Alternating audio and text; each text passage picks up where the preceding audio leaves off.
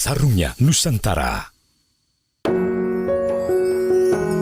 Dalam setiap permulaan, pernahkah kita bertanya, untuk apa semua resolusi ini tertulis? Apakah untuk kepuasan ego diri sendiri, atau untuk kenikmatan duniawi yang tak akan pernah habis?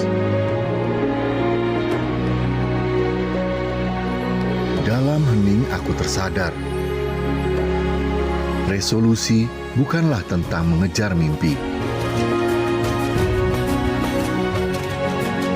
melainkan melihat kembali apa yang perlu diperbaiki untuk lebih mendekatkan diri pada Sang Ilahi.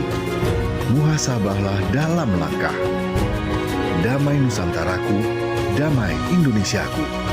Surya Nusantara Raya.